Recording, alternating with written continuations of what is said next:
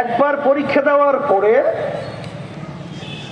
যেখানে ফেল করেছে আবার নতুন ওই নীতি আদর্শের মাধ্যমে পরীক্ষা দিয়ে পাশ করার আশা করা যায় না। এই জন্য সকলকে আমি উদাত্ত আহ্বান জানাবো যে এখন যেই নীতি আদর্শের মাধ্যমে আমরা এই দেশকে গড়তে চাই, সাম্য প্রতিষ্ঠিত করতে চাই, ন্যায় বিচার প্রতিষ্ঠিত করতে চাই, মানুষের মৌলিক যেটাকে বলা হয় মানবিক মর্যাদা প্রতিষ্ঠিত করতে চাই, সেই নীতি আদর্শের নাম হলো ইসলাম। তার বাস্তবতা হিসেবে আমি আপনাকে সংক্ষেপ বলছি। আমরা এই যে জুনে ঢাকায় মহাসমাবেশ করলাম না, সেই সমাবেশে আপনারা দেখেছেন হিন্দু জোটের মহাসচিব এসেছিল, খ্রিস্টানদের সভাপতি এসেছিল, বৌদ্ধদের সভাপতি এসেছিল। আমাদের এই নীতি আদর্শ বাস্তবায়নের যে আমরা দাবি তুলেছি তার সাথে তারা একাত্মতা প্রকাশ করে বক্তব্য রেখেছে। আপনারা দেখেছেন, মনে করছেন তারা আপনি চলে আসছে। তারা কি বাংলাদেশে রিসার্চ করে নাই, চিন্তা করে নাই কোন নীতি আদর্শের মাধ্যমে বাংলাদেশের মানুষ ভালো থাকবে?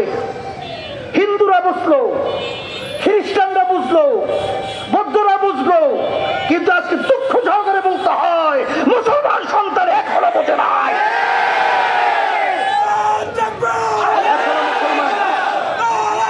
আজকে তারা দেখেছেন,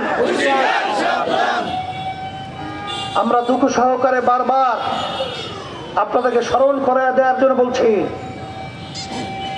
আল্লাহ রাব্বুল আলামিন বলেছেন যে জাতি নিজেদের ভাগ্যের পরিবর্তন না করে আমি তাদের ভাগ্যের পরিবর্তন ঘটাই না। 5ই আগস্টের পরে যে ক্ষেত্র তৈরি হয়েছে, এতগুলো মাল কোল খালি হয়েছে, শত শত আমার ভাইরা জীবনের তারা চক্ষু হারিয়ে ফেলছে, আর কোনোদিন আলো দেখবে না, পঙ্গু হয়েছে। আমি সেদিন কারো সেখানে বিদেশে ওরা চিকিৎসাধীন আছে, ওদের সাথে আমি কথা বলছিলাম, ওদের একটা সাইড অপস হয়ে গেছে, আর কোনোদিন দাঁড় হতে পারবে কিনা জানি না।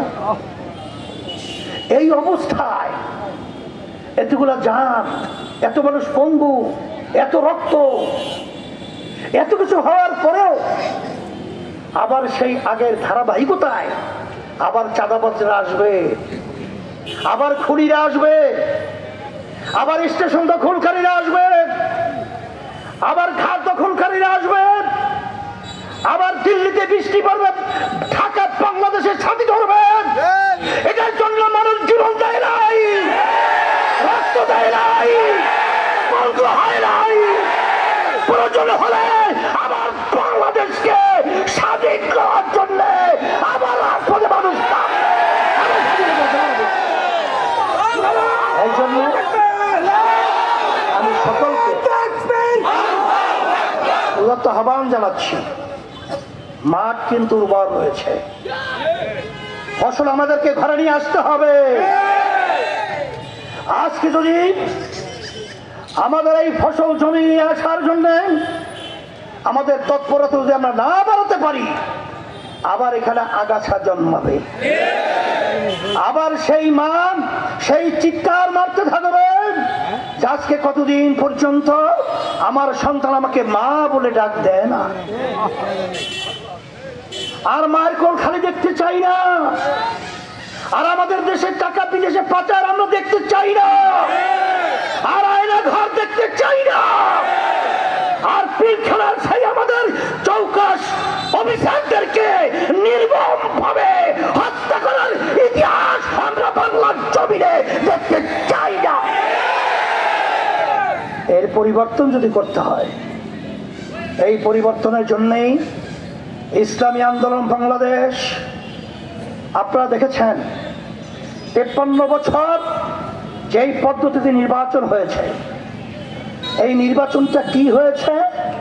দিনের ভোটগুলো রাত্রে বাক্সে ঢুকিয়ে ফেলা হয়েছে। এই নির্বাচনে কি হয়েছে? সেখানে সেন্টারকে দখল করে নিজেদের প্রার্থীর পক্ষে বাক্স ভরে ফেলেছে। সেখানে কি হয়েছে? অযোগ্য লোকগুলো, গুন্ডাগুলো সংসদ বানিয়েছে গানের একটা আড্ডালয়। মমতা, গানের আড্ডালয় কি আমাদের সংসদ না? দেশ সুন্দর হওয়ার জন্য সংসদ। আর সেখানে তামসা শুরু করেছে।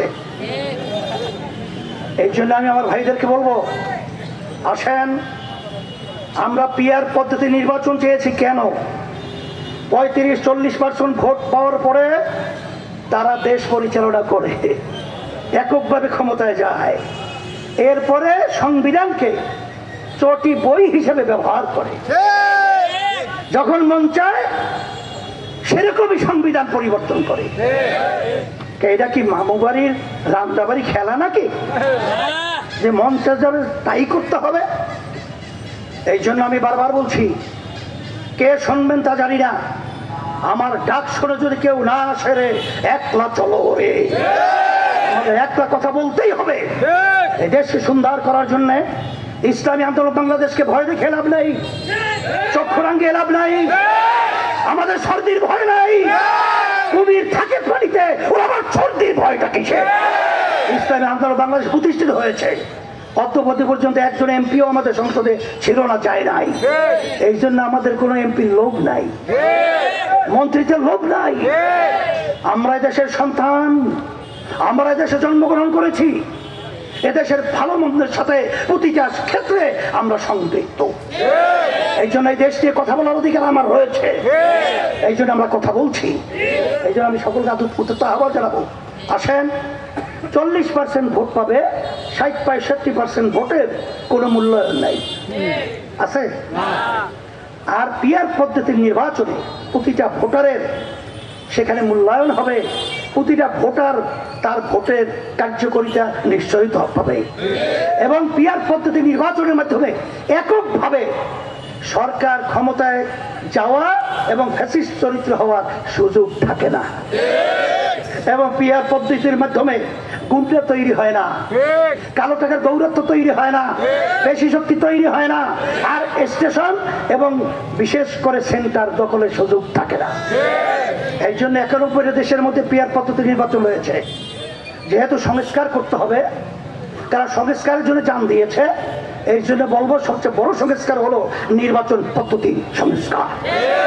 আইনি এই যে জুলাই সনদ যদি আইনি ভিত্তি না দেয়, তাহলে সেখানে এটা পরবর্তী সংসদে যারা যাবে, বিএনপি যেগুলো করছে তারাই গেছে, তারা যাবে এটা বাস্তবায়ন করবে, আইনি স্বীকৃতি দেবে। এটা ওই গ্রামে একটা কথা আছে, গুড়ে বালি। আপনারা সবাইকে ধন্যবাদ জানাই, আমার কথা কষ্ট পেলে মাপ চাই। আপনারা সবাই ভালো থাকেন। আল্লাহ যেন আমাদেরকে ইসলাম, দেশ, মানবতার কল্যাণের পক্ষে কাজ করার তৌফিক দান করে। রহমতুল্লাহ।